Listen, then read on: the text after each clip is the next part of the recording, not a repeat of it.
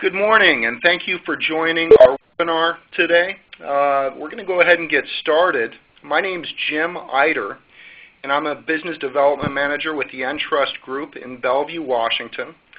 Today we have a special guest, Scott Saunders, who's with Asset Preservation Incorporated.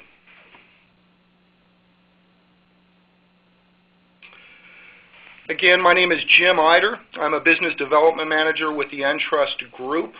I've got about a 20-year background in banking, business development, and finance. Looking forward to getting started, sharing some information on self-directed IRAs as well as 1031 exchanges.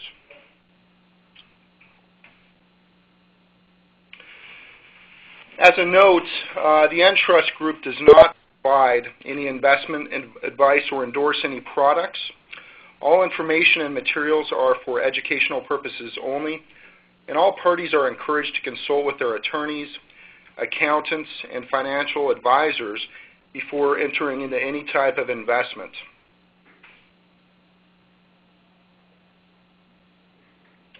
Let me go ahead and introduce Scott Saunders now, and Scott's going to go ahead and share some information on 1031 exchanges. Great, Jim. Thank you very much, and everybody welcome. My name is Scott Saunders, and I'm a Senior Vice President of Asset Preservation. Asset Preservation is a 1031 exchange qualified intermediary, and I've been in the 1031 exchange business now for an excess of 23 years.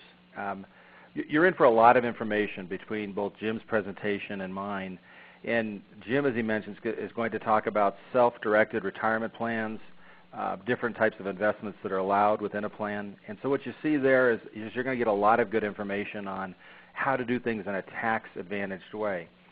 Likewise, I'm now going to jump into and talk about 1031 exchanges and ways that you can maximize your returns on real estate, or at least have the potential to do that, using something known as a 1031 exchange. So I'm going to go through quite a few slides and a lot of information, but the objective here is to give you a lot of quality information about 1031 exchanges. And just one bit of housekeeping for both myself and for Jim's presentation. We do have a chat feature here. As if you have questions, if there's something that you'd like clarification on regarding something either Jim or I said, please send out a chat message. Jim and I will follow up with those, most likely at the end of the presentation. So on the next slide that you'll see pulling up, let's kind of look at the other side of tax deferral and just look at capital gain taxes, what exists right now in 2012. So the next slide that Jim's bringing up has that. You'll see right now, long-term capital gain tax rates are continued at the lower rate of 15% through the end of this year. Now beginning in January of 2013, there's really a double whammy. The first aspect is we're going to see capital gain taxes at the federal level return back to their former 20% level. In addition to that, and certainly confirmed by today's Supreme Court ruling, we're also going to see an additional 3.8 capital gain tax that's added to pay for health care reform. So there are two different aspects that are going to increase taxes from 15% to essentially 23.8%, and that's just at the federal level. So be aware that there's some big changes coming, not too far away. In about 5 months, we've got them kicking in. When you look at capital gain taxation, one thing that I want to impress upon everybody, and we've got people all over the country on this webinar, is that when you look at capital gain taxation, there really are three components. First, any of that depreciation recapture that you've taken. So if you've owned an improved property for 20 years, all of that depreciation is recaptured at a rate of 25%. And a lot of people forget about that when they look at their tax computation, but that's a big component, and it's really off the top at the highest rate. Then you've got the remaining economic gain is taxed federally at 15% currently, moving up to 20% in 2013. And you've got the applicable state tax rate. So depending where you're at, that can be a fairly big issue. I just saw today on Bloomberg that California is passing a budget where they're proposing raising taxes another 2%, up to like 13% on high earners. So if you're in a state like Texas or Florida or Wyoming with no state tax, this isn't a big issue. But in many states, whether it's Illinois or states in California, New York, New Jersey, It's a fairly significant factor. So let's look at, against that backdrop, let's look at what your options are on the next slide. If you're going to sell a property that's held for investment, you basically have three scenarios. Number one is to hold the property and wait for the market to come back. Now, on the surface, that looks fairly appealing. I just want to point out that for some investors, the time that it takes for the market to come back may be a very long holding period. I know that in Maricopa County, Arizona, right now the projections are 2035 before the market returns to where it was at the peak. So that's a viable option, but you may miss a big part of your time to invest with this approach. Number two, sell the property. Take advantage of today's lower capital gain tax rates. And I'll tell you, there are some people that are doing that. They want to diversify, maybe get out of real estate into other investments. You know, the challenge is finding investments that produce the rate of return that the real estate does. We're in a very unusual investment market. You know, money market accounts and things like liquid savings. I mean, the interest is pathetic. It's so low. Now let's look at option number three. Do a 1031 exchange, and I'll get into what that is in just a moment. And that allows somebody to defer paying capital gain taxes with either maybe a fully deferred exchange. But what I want to point out to you, you know, in my presentation are some of the trends that we're seeing. And right now we're seeing some investors that choose to proceed with what's known as a partially deferred exchange, meaning they receive some what's called boot or some cash out of the transaction, and then they do an exchange on the remainder into a property that they maybe purchase at a discount. So just be aware that under the third scenario, it's not an all or nothing proposition. You may want to take some cash out and pay taxes at today's lower rate, and also do an exchange and take advantage of the great purchase opportunities we have out in the marketplace. So I want to kind of frame the discussion with those three alternatives. And now what I want to do on the next slide is really look at what is a 1031 exchange. You know, it has the potential to be one of the most powerful tools available to investment property owners. And it allows somebody to defer not only federal taxes on the gain as well as the state taxes. And really where the exchange is a wonderful tool, it provides a lot of options for investors, is it does give you the potential to maybe exchange out of a property that's not performing as well, and maybe look at other parts of the country or other asset classes to exchange into that may give you the potential for more income and more appreciation. And I can tell you this third aspect on the screen is really a powerful one. We see a lot of investors exchanging into other markets that maybe they see more upside in. So keep that in mind. That's what exchange allows you to do. On the next slide that you'll actually see the code. And many of you may be surprised to know this has been in the tax code since 1921. So for those of you that have heard about exchanges over the last 5, 10, 15 years, it is not just a new variation. It's been with us a long time. Here's what the tax code says, and I'm going to read it quickly. No gain or loss shall be recognized on the exchange of property held for productive use in a trade or business or for investment if such property is exchanged solely for property of like kind, which is to be held either for productive use in a trade or business or for investment. Some key things to take away from that. In the first line you see, no gain or loss shall be recognized. This is not a tax-free exchange. The taxes don't go away. They're just deferred to a later point in time. So it much like an IRA or retirement investment, you get the advantage of it right now. You get some tax advantages on the time value of money to allow it to potentially accumulate and compound. So it's called a non-recognition treatment. It's not a tax-free exchange. And then we're going to talk a lot about that whole concept of a like-kind property. But right now, I'll just let you know, like-kind is extremely broad, and we'll touch upon that in a few minutes. But it's a lot more than going from one piece of land to another or one single-family rental to another.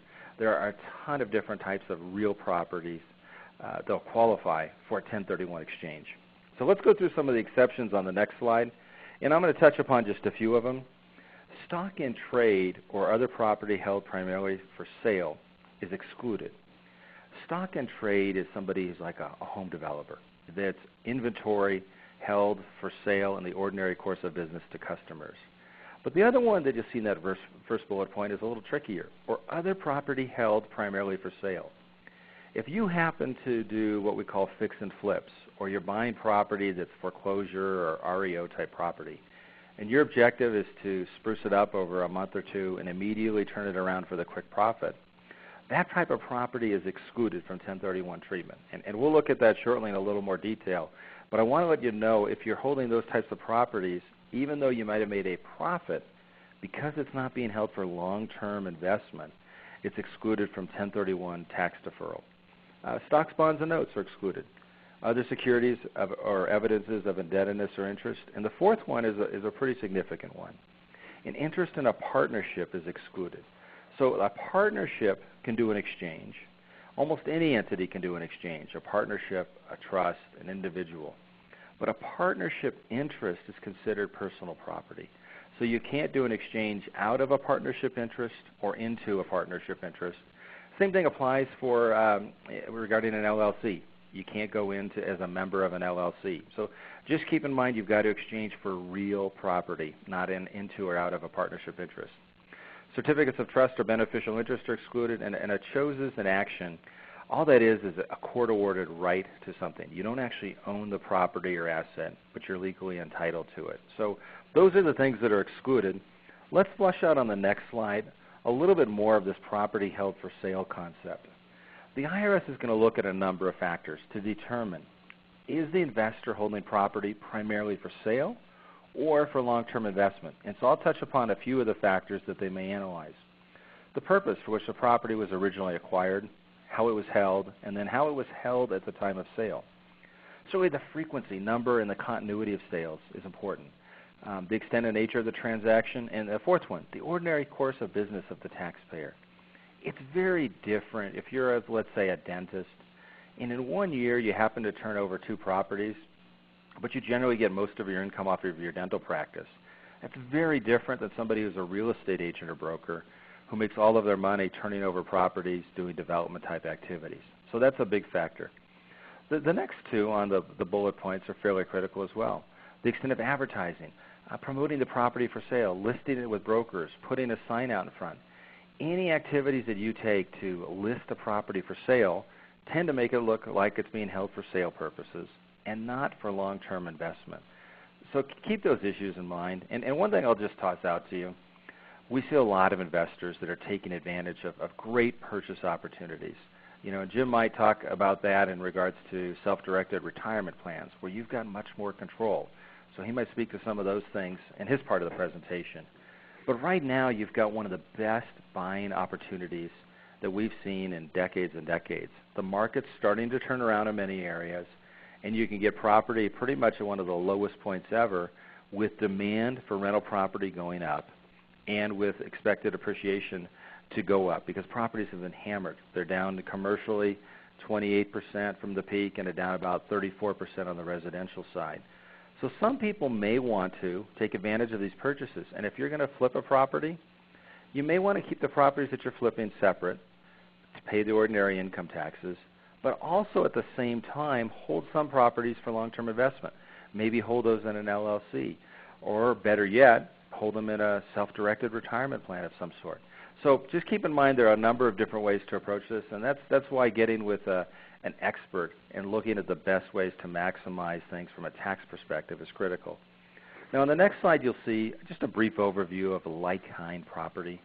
Essentially like-kind property is any real property exchanged for any other real property held for investment. So on the slide there, you'll see you can go out of raw land into an office building in exchange for duplexes, or go into an office or industrial or apartments. Anything that you hold for investment can be considered like-kind property as long as from your perspective you're holding it for investment purposes. So let's look at the next slide. I want to go through some creative alternatives for you out there. Natural resource exchanges. We're seeing a lot more of this recently. People exchanging into certain natural gas and oil programs, doing exchanges either into or out of mineral rights. Out here, I happen to be speaking to you from Colorado. Water rights in Colorado and in a number of states are considered real property. And we have people that exchange out of water rights into an apartment complex for diversification. Timber exchanges. We see a lot of those up where Jim is located up in the Northwest and also down in the Southwest. So there are a lot of opportunities there. Now on the next slide, you'll see some other ways to do exchanges. A conservation easement, qualifies for 1031 tax deferral. In fact, any type of an easement, we do them on cellular towers, a cell easement, communication easement, any type of easement could qualify. Those that are maybe selling off parcels of land for maybe a new solar or wind power facility, a lot of times people are purchasing rural land that wasn't worth as much, but they're willing to pay a big premium to assemble a large parcel. We're seeing exchanges out of those types of properties into maybe improved income-producing property in a metropolitan area. The fourth bullet point down, the LEED certification are certain energy-efficient buildings. If you own an old office building where the HVAC and the insulation, all those things are old and dated, what you're going to be finding is less and less demand for that type of a property. Many corporations and government entities mandate that when they release office space, they lease office space that meets certain energy efficient requirements. So you can exchange now out of that old office building into a much newer LEED certified office building and give yourself an opportunity for much greater rent potential down the road, as well as demand for the property. Now when we look on the next slide, we look at like-kind property issues. What type of property is excluded? There are two types fundamentally. We've already talked about one. Property that is held primarily for sale is excluded. That's the first. The other property that's excluded is your primary residence. If you live in a property as your principal residence, that's excluded from 1031 treatment. At the end of the presentation, we will look at Section 121, which also provides ways to have tax deferral, but under a whole different tax code section. We've just looked at different types of real property. So you'll see that the real property is very, very broad and expansive. Many types of property qualify. And I also want to point out, because someone like Jim, who's an expert in self-directed investments and alternative investments, deals with this a lot. Personal property held for investment can also qualify. Coin collections, things of that, people that collect gold or silver, all sorts of things can potentially qualify for an exchange. We do exchanges of collectible cars, collectible art that's very expensive. The list goes on and on. So just realize an exchange applies to more than just real property and real estate. Any personal property held primarily for investment can potentially also qualify for an exchange. Now, on the next slide, you'll see a real key concept, and that is that the property must be held, must be the intent of the investor to hold property for investment purposes. Well, intent is very subjective, isn't it? So the IRS will look at factors that are objective, that you can verify to determine, does that exchanger or taxpayer have the intent to hold for investment, or do they have factors that line up against them? One of the questions we get asked a lot is, how long do we have to hold a property before it's considered held for investment? And what I want you to be aware of is there's no holding period anywhere in the tax code. It's not specified anywhere. So time and that holding period is just one of many factors that the IRS could look at to determine was it being held for long-term investment or for resale purposes. Now I'm guessing a few of you on the call are kind of still curious, well, how long is that time period? Because that's something that people look at a lot. Many tax and legal advisors recommend for somewhere between 1 to 2 years. Those aren't set in stone. So again, the intent is what is critical. And ideally, you want to set it up where you've got multiple factors that help substantiate that your intent was holding for investment. On this slide here, you'll see I've got a couple of tax court decisions. In the Goolsbee versus Commissioner tax court decision, the people moved into their investment property 2 months after they acquired it. And the IRS ruled that that was not a valid exchange. And the second one, Riesing versus Commissioner, which is very recent, they moved into it after 8 months, and it was held up as a valid 1031 exchange. But what I want you to be aware of is it wasn't just the time period. They had a lot of other factors and circumstances that supported their intent to hold for investment. So be sure to bounce off your exchange transaction with knowledgeable tax and legal advisors, and certainly feel free to reach out to a qualified intermediary and get their input. A qualified intermediary cannot give you tax or legal advice, but they might be able to give you some input and guidance as to a conservative versus an aggressive approach. Now on the next slide, I want to look at one more type of interesting exchange variation, vacation homes that are held for investment. There are a lot of people that do exchanges on vacation property. And the key thing is that intent to hold primarily for investment. So the IRS came out just a few years ago in 2008 with what is known as the Revenue Procedure 2008-16. And what this did is it created a safe harbor for vacation home exchanges. It said essentially this: both the property exchanged out of, that's what we call the relinquished property, and the one purchased, what we call the replacement property, must be owned for at least 2 years in this manner. Have at least 14 days of rental income. And that's pretty easy to accomplish. The last requirement's a little trickier. The taxpayer's personal use of that property can't exceed 14 days a year or 10% of the time it's rented. So for a 2-year window, if you want to stay within the safe harbor, what's critical is that you keep your personal use underneath these thresholds. Now, I just want to point out, when you're dealing with the issue of vacation homes and second homes, the IRS is going to look at how you treat it either at the time right before you exchange or after you acquire it. You may legitimately acquire a property in an exchange, and after a few years of renting it out, decide you want to make it a second home, essentially change your mind on how you want to treat and hold that property. And that's completely valid. So I just want to point out to you, to kind of drive the point home one more time, like-kind property is so much broader than just a single-family rental for another single-family rental. And so this allows you some great opportunities to consider to diversify your investments, maybe take advantage of different markets or different types of investment opportunities. On the next slide, I want to just touch upon an issue that some of you may be in or know people that are in. And it's really a situation where someone is significantly underwater on a piece of real estate. They don't have enough cash flow to service the debt, and they're going to have to give that property back to the lender in some manner, whether it's through a foreclosure or a short sale. They're not going to be able to hang on to it. Now, at first glance, you think, well, what's the tax consequence there? You would be surprised how many people find out after the fact that they still have a huge tax hit. They're giving the property back to the lender, but because they had a lot of deferred gain in the property, and maybe they refied it a couple of times, even though there's no equity, they still owe the IRS a very significant tax check. So it's a real big deal, and it can be very, very devastating. There's an opportunity out there, and we've done this for a lot of investors. Instead of them giving the property back to the lender and paying the taxes to the IRS, they set up a 1031 exchange. We call it a no equity exchange. And in this one, they transfer the property to us, so they transfer it over to the qualified intermediary.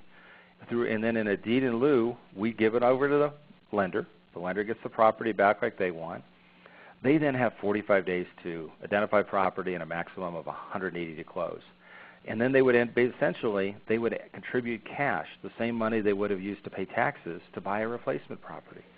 Now, the advantage of this approach is it gives people the flexibility to buy a really good replacement property. Now I know not everybody has the financial resources or wherewithal to accomplish this, but I can tell you that there are a lot of investors that have looked at their tax consequences and have decided this is much better.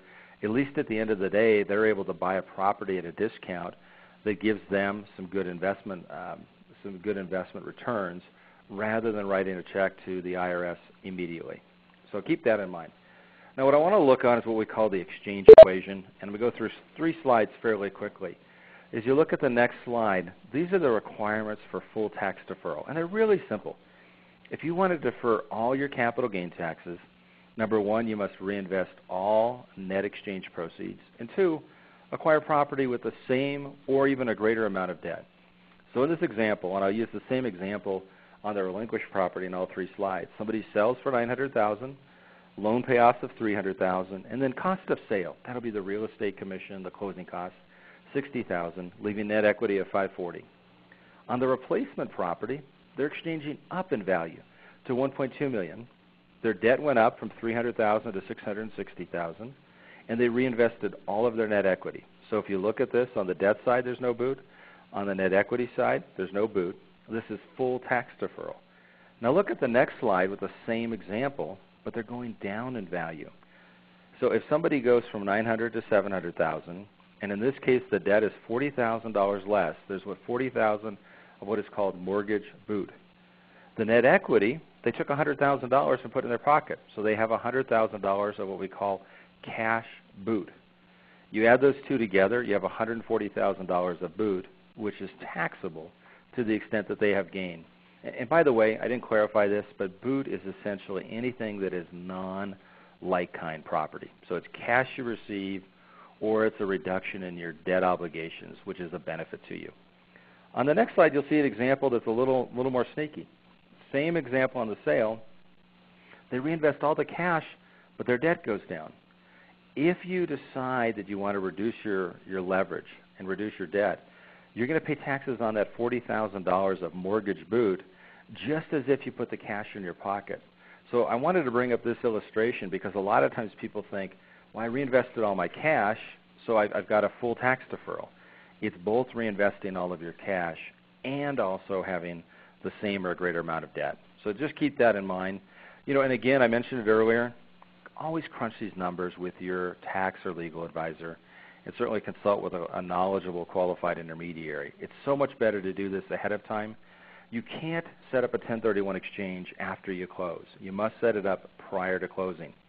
So doing this homework in advance, at least you know what your tax consequences might be before you close. And we have a lot of people that set up exchanges at the very last minute just to give themselves the option of tax deferral. If they don't find anything in 45 days that they like, they receive the proceeds and pay the taxes. So it buys them a little time to explore options in the marketplace. Now in the next slide I want to touch upon what's called IRC Section 121. This deals with your primary residence. And many of you may know this. If you're going to go ahead and sell and you're married and you file a joint return, you can exclude up to $500,000 of gain. Single filers can exclude $250,000. Boy, I have a typo on this slide. I want to say the gains in excess of that are taxed at the applicable tax rate, so 15% federal plus the state tax rate. Key requirements. The home must be the primary residence for 2 of the past 5 years. And this exclusion is available only once every 2 years, and specifically vacation homes and second homes are excluded from this type of tax deferral. So let me show you in the next slide an interesting planning opportunity. You may have a situation where you own a multifamily property. So in this example, it's a fourplex. You live in one unit, which is a primary residence for you. So let's assume you've been there for 2 out of the past 5 years. You then rent out the other 3 units. When you go to sell that property, you get what's called a split treatment. 121 tax, and actually it's full, it's not tax deferral because under 121 it's tax exclusion. So the gain associated with your owner's unit is fully excluded. Then you do a 1031 exchange out of the other 3 units. So you're selling to one buyer, but 75% or the proportionary amount of the proceeds goes into a 1031 exchange. So this can apply on a ranch or a farm or a lot of different examples. I give this to you as a fourplex because it's a fairly easy one to get your arms around. Just keep in mind you've got the ability to maybe combine tax exclusion in the sale of a primary residence with a 1031 exchange. If some of you have live-in units over a garage, a separate live-in unit, or maybe a walkout basement where you've got a separate entrance that you rent out, those types of properties could potentially qualify. So let's look at the basics of an exchange, and I want to walk you through what an exchange looks like and the basic timeline.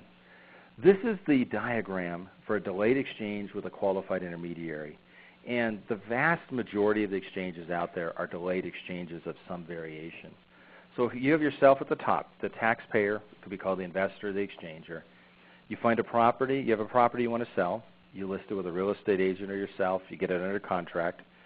Prior to closing on that property, you assign the contract over to a qualified intermediary. So the rights to sell the property are assigned to the qualified intermediary. We sell the property, we meaning the QI, qualified intermediary. We instruct the closing officer to directly deed it from the taxpayer to the buyer. And then look at the bottom left. The money goes to the qualified intermediary because we sold it. Then you look for a property you want to buy, get it under contract, and the same thing happens on the other side. We now, through an assignment of the contract, we step into the shoes as the buyer of the property. So we take the money we're holding on your behalf, we give that to the seller because we're buying it, and we instruct the closing officer to directly deed the property back to you. So if you look at this, nowhere do you receive money in any way. You don't have any actual receipt of funds, no constructive receipt. The QI sells, the QI buys, and you as the taxpayer are merely giving up title to property and receiving title to a property back. Now you see at the bottom there's some timelines. Day 0 starts the exchange, and that happens when the property closes. So just keep in mind, it's not when you enter into the contract, it's at the closing. From day 0 until day 45, midnight of the 45th day, you have what's called the identification period. And if you look at the next slide, I'll go through the actual description here. The identification period is till midnight of the 45th day, and that's when you can identify properties. You have a maximum of 180 calendar days to close on property that's been identified. And by the way, it's 180 days or the date the taxpayer must file its tax return. So those of you that are closing on a sale and an exchange after middle of October and you file your tax return on April 15th, what you want to do is file an extension to get the benefit of the full 180-day period. Now when we look at identifying, on the next slide you'll see the basic rules. There are 3 ways to do it. First one's what's called the 3-property rule. You can identify up to 3 properties of any fair market value. So you sell for $400,000, you identify one at $400,000, one at $600,000, one at $850,000. So the value doesn't matter, but you're limited to 3 properties.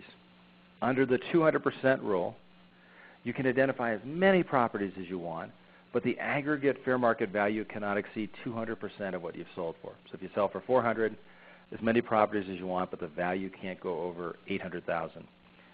Now some of you may be thinking, where would you use this 200% rule? If you're going to be exchanging out of maybe a metropolitan area and you're going to go buy rural land, let's say in South Dakota or Kansas, and it's very inexpensive per acre, you may need to take advantage of this because the value disparity is so great. So that's a potential way of doing it.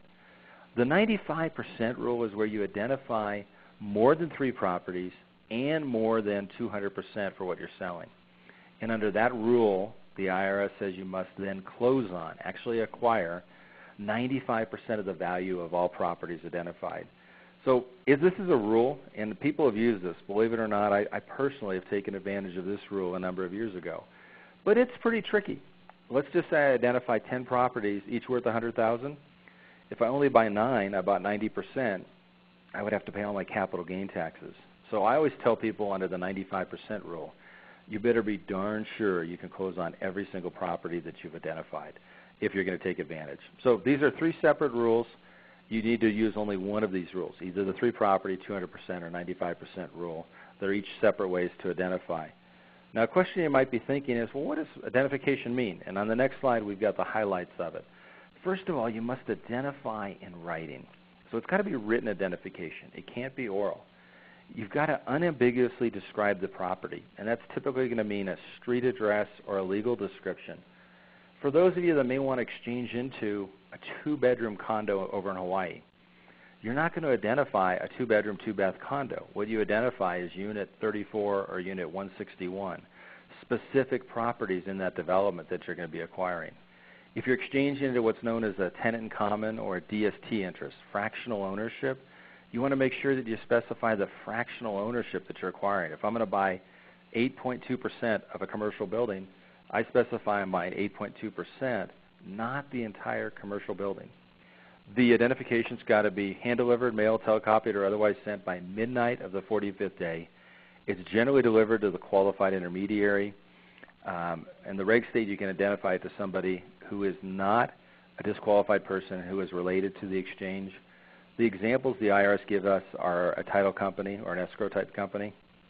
By the way, just an interesting tidbit, these rules came out in 1991.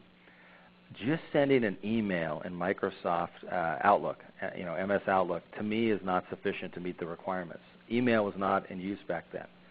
If you want to write down on a piece of paper, sign it and date it, scan it in as a PDF image, and email that image to the qualified intermediary, I believe that works. But just sending an email until we get digital signatures does not really meet these requirements. So just keep in mind this is a little bit more old school. I personally like to fax it over, get the time date stamp, have a record of it on my end, and then ask the qualified intermediary to acknowledge that they received it and then fax it back to me.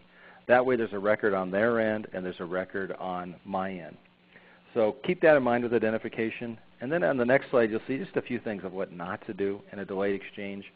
The real critical one here is that the third one down, and it ties in.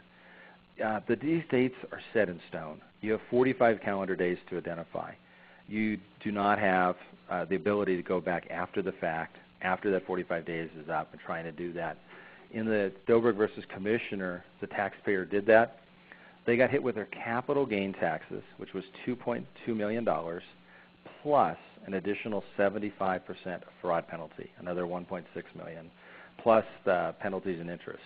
So I just want to point out these rules are mandatory. You know, in Christensen versus Commissioner, the first one, they didn't file an extension, so they didn't get the full 180 days. And then in Knight versus Commissioner, they closed after day 180. So these are statutory time limits.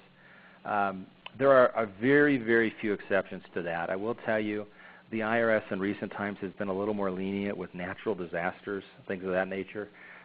You know, Hurricane Katrina. I'm speaking to you right now from Colorado in a pre-evacuation zone where the wildfire is.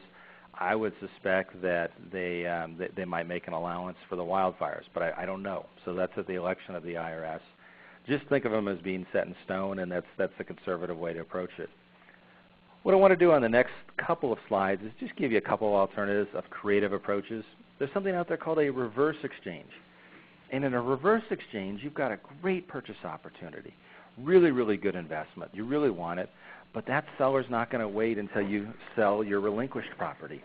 So you've got to buy the new property first. That's why we call it reverse. You buy the replacement property before you sell the relinquished. Well, the advantage to you is you can oftentimes get a great property at a great price. And you certainly don't have the risk of that 45-day period and not knowing what you're going to buy. You can even improve the replacement property if you want. Do what's called a reverse and improvement exchange. So there are a lot of variations. This is considerably more complex, but I wanted to let you know this is a possibility. And then on the next slide, there's something called an improvement exchange, or what we call a build-to-suit construction exchange. That's where you're going to either build a brand new property from the ground up, or you're going to take an existing building and then use exchange proceeds to improve that property to make it of greater value. So you want to buy an old apartment complex that needs to be refurbished, new kitchens, new bathrooms. Use exchange proceeds to accomplish that. So you've got the delayed exchange, the reverse exchange, the improvement exchange. There's one more variation I haven't touched upon, which is the simultaneous, where everything closes on the same day. And even in that variation, you generally also need a qualified intermediary. But hopefully you're seeing between the vast variety of like-kind properties as well as the different ways to approach exchanges, you've got a lot of options available to meet your investment needs and to accomplish a 1031. As I kind of come down home stretch, what I want to touch upon on the next slide is the due diligence. You know, probably the most important thing you do in an exchange, besides following the IRS rules, that's number one, is follow the rules. The next one then is going to be selecting a qualified intermediary that is a reputable intermediary, one that's solid. We do not have any federal regulations or laws that regulate qualified intermediaries at the federal level, nationally. There's some state legislation. There's some in Washington, California, Colorado, a handful of states. But you really want to be sure when you select an intermediary that you study their fund management program, how those exchange funds are held. You know, whose name are they held in? What are the requirements for the deposit and withdrawal? I highly recommend that you go with an intermediary that does not commingle funds, that these are somehow separate funds with a separate account or separate sub-account that require your signature to open up the account and your signature to move funds at all times. Unfortunately, in the past, there have been some situations where intermediaries have had the control over the funds, and that's created problems, as there have been people that have been unscrupulous. Study where the funds are held, particularly in today's world with banks and bank problems. You want to make sure that they're held at a conservative institution. They should be treated as liquid money market type funds.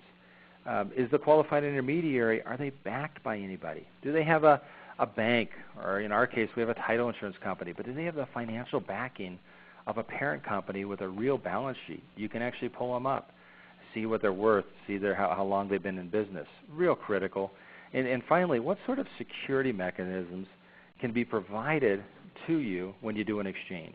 So if something doesn't go properly, who can you go after? Who's on the hook?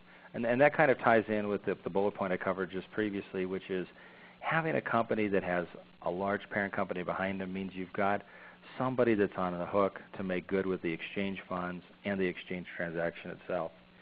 As we go to the next and the last slide for my part, I just want to make ourselves available to you as a resource.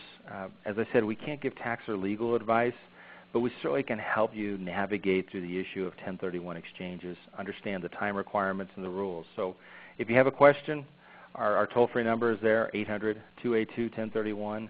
Our website, apiexchange.com, has a lot of information, and that email at the bottom, info@apiexchange.com, we monitor that even on weekends. So if you're sitting somewhere and have a question about an exchange at a weird hour, shoot over an email, and senior management will see that and provide a prompt reply.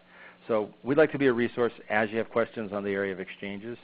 And now what I want to do is I want to turn this back over to Jim Eider, who's going to talk to you about self-directed retirement plans, and hopefully between my presentation of tax deferral on real property and him providing some really good nuggets of potential for you to improve your investments with self-directed retirement plans, hopefully you'll walk away with a few more options. So Jim, I want to turn it on back to you.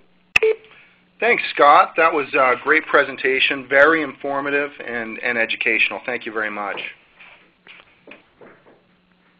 Just to preface here, a self-directed IRA is really an IRA that people can direct their investments into asset classes that they understand. Real estate being one, precious metals another, and really it's almost limitless in terms of investment options. There are, of course, some investments that cannot be done. As you'll see, for the most part, the options are near limitless.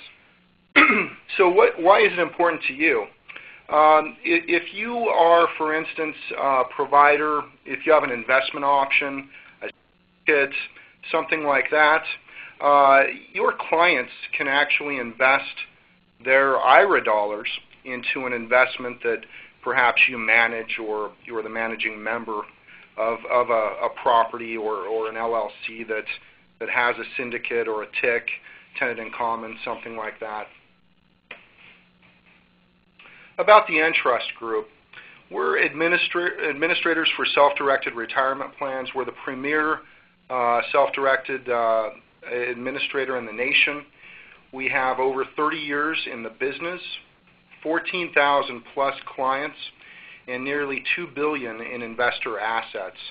And those are significant numbers. 30 years, is certainly a long time. We have a very experienced staff, and we're very familiar with the industry. About the Entrust Group, again, premier provider of self-directed retirement plans, one of the largest in the nation, knowledgeable staff. Many are certified IRA services professionals. We're educators. We have a national continuing education program, national and local and in-person events and webinars, much like this one today. And one of the best things, in my opinion, about Entrust is our local office model. We have what I would consider a relationship-based approach to working with our clients. We have offices across the country, and that enables our clients to be shepherded through the process of self-directing. Obviously, we're available for in-person meetings, and our clients have really one point of contact with their local business development manager. As I mentioned, there's a variety of different investment choices. Here are a list of some of the most common investment options: single and multi-unit homes, apartment complexes, condos, commercial property, land, developed and undeveloped, mortgages and lease options, foreign property, trust deeds, leveraged property. Your IRA can actually invest in a piece of real estate, and you can get a loan on that real estate. So that would be a leveraged deal. Precious metals, as I'd mentioned, LLCs, limited liability companies, one of our most common investment options. Many limited liability companies hold real estate. Limited partnerships, unsecured and secured loans, promissory notes, things of that nature. JV and life settlements. And for those of you unfamiliar with life settlements, really what they are is you would purchase the beneficiary rights of somebody else's life insurance benefits. There's obviously some restrictions. Prohibited assets would be collectibles. So any work of art, you can't go buy a classic car and put it in your garage, for instance. Stamps or coins, any alcoholic beverages, life insurance. So you, as I mentioned on the prior side, you can invest in life settlements with your IRA, which are the beneficiary rights of somebody else's policy, but you cannot purchase life insurance for yourself with your policy. S corps are prohibited, but C corps are allowed, and so are LLCs. And there are some exceptions. Certain types of gold coins, platinum and palladium bullion of a certain purity.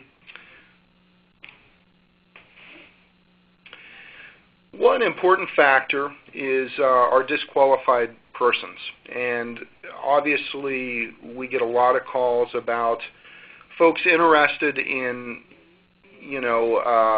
doing business with perhaps their significant other, their children, things like that. And it's important to realize that the disqualified persons listed here are prohibited of doing business with your IRA. And there is an exception to that, and I'll touch on that in a moment. But, your spouse, your parents, your grandparents, your children, grandchildren, spouses of lineal descendants, and your IRA fiduciary. So basically what this means is you cannot lend, say, your children money from your IRA. That would be a disqualified person and a prohibited transaction. Examples of acceptable transactions. Now, you can partner with yourself on a new deal. So what that means, and many of those others that were disqualified in that prior slide, there are some exceptions. If you're purchasing a new piece of real estate, for instance, and you want to partner with yourself, you can do that. You can be a partner. Your IRA can be a partner. Your spouse could be a partner. And many of those disqualified persons mentioned on the prior slide can participate in a deal provided that it's a new deal and not an existing deal. So an example of that, or something that would not qualify, would be, if your wife or your husband owned a piece of real estate prior to your marriage, that would not be a new deal. So it would be a prohibited transaction for your IRA to invest in that real estate. Now, on the contrary, if there was a piece of real estate that you both identified after you were married, it's a new deal, you can actually do business with your spouse in that case. You can partner with your cousin. You can partner with your spouse on a new deal, as I just mentioned. And interestingly, you can lease a property to your siblings. So you could purchase a piece of real estate, a condo, for instance, with your IRA, and your siblings could rent that from you. Here's an example. An IRA purchases a vacation property in Hawaii. The purchase contract must be signed by Entrust and signed, read, and approved by the IRA holder. So we actually sign on behalf of your IRA, but you sign that offer letter, read and approved, indicating that you approved that, and we go ahead and sign. The vesting, so who's purchasing that vacation property, would read the Entrust Group Incorporated, FBO, which is for the benefit of. In this case, the name would be J. Smith, and then the IRA account number, 12345.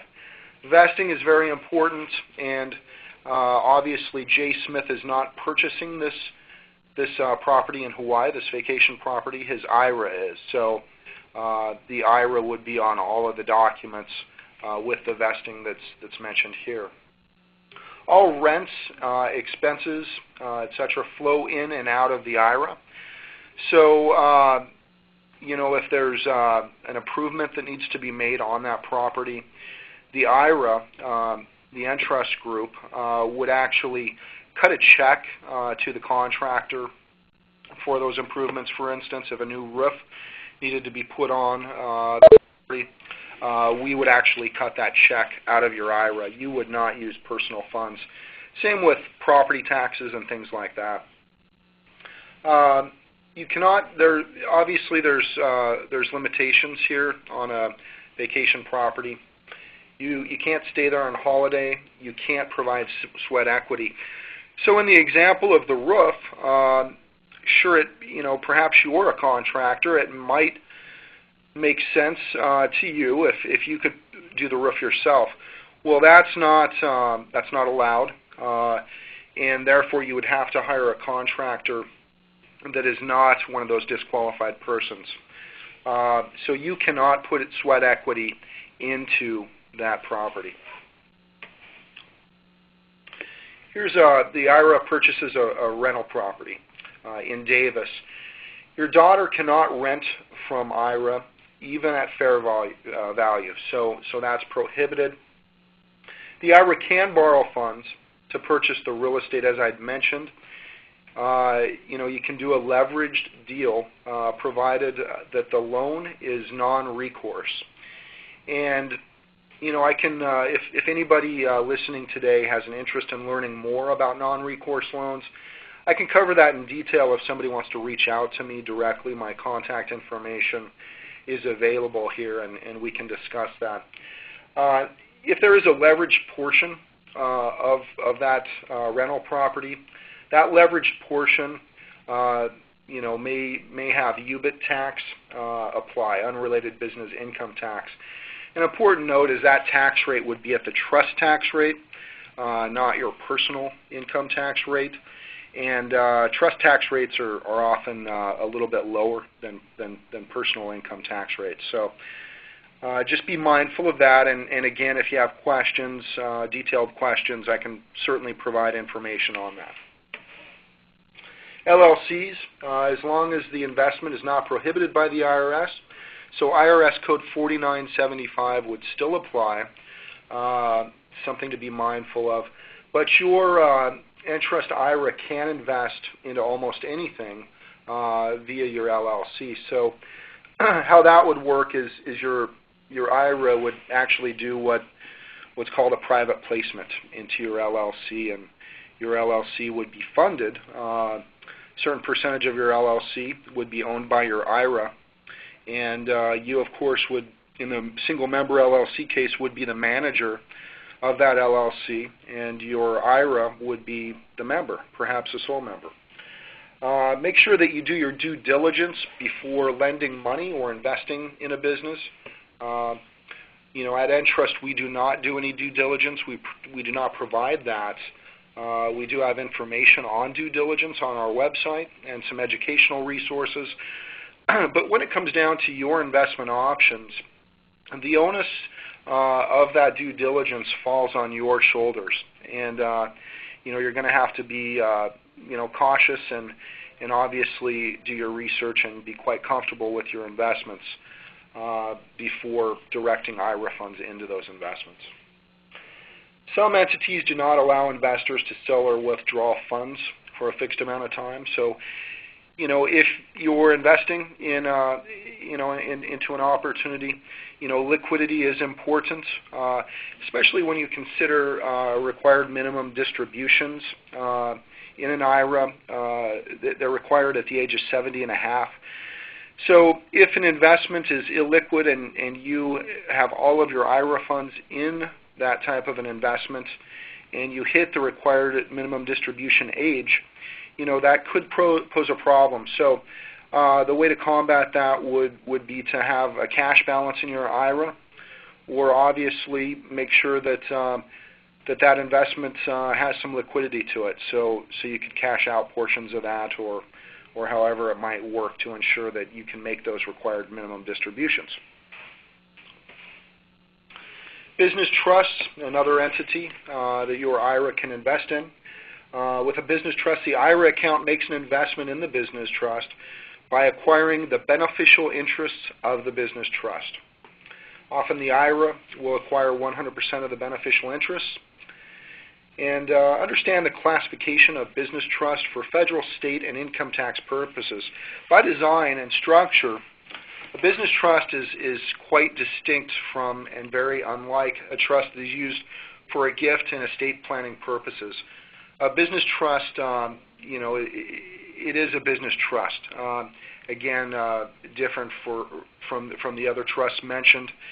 And it is an option. Your IRA can invest in a business trust. And in a lot of ways, that transaction is similar to an LLC, but of course the structure from an organizational standpoint is different. Business trust versus a limited liability company. Different plan types that can be self-directed. Traditional IRA, Roth IRA, individual case, SEP and simple plans, Coverdell, which is an educational savings account, health savings account, and then qualified plans including 401k, 457, 403b can be rolled into an IRA. That's important if you have a 401k from a prior employer. For instance, you can roll that into an IRA and self-direct those funds, those dollars. Getting started is easy. You would reach out to me or another business development manager with Entrust to open an account, fund your account via a transfer, a rollover, if it's or a direct rollover if it's a 401k, or you can make a contribution to fund it. And then you purchase your assets. It's really that simple. Next steps, you can sign up for a class or webinar. As I mentioned, we have a lot of educational opportunities and webinars like this one. Schedule a meeting with an Entrust representative. Like I mentioned, we have offices throughout the country. I'm in Bellevue, Washington, and regardless of where you're at geographically, feel free to reach out to me. Read about self-directed retirement accounts. Obviously, there's a lot of available information. Our website provides a lot of that information, so I'd encourage you to do some research, and you can start with our website. And of course, you can join us on Facebook and Twitter. Again, my name is Jim Eider, a Business Development Manager with the Entrust Group, and I certainly appreciate everybody attending today. I hope you were able to glean a lot of information, both about 1031 exchanges and self-directed IRAs.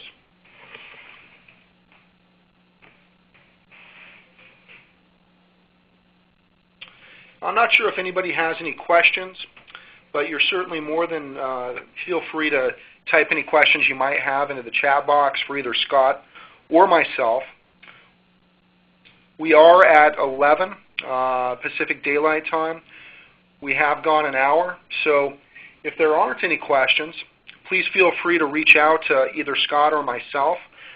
We'd be happy to answer any questions directly. And thank you very much for joining the webinar today. Have a great day. Thank you. Please stand by.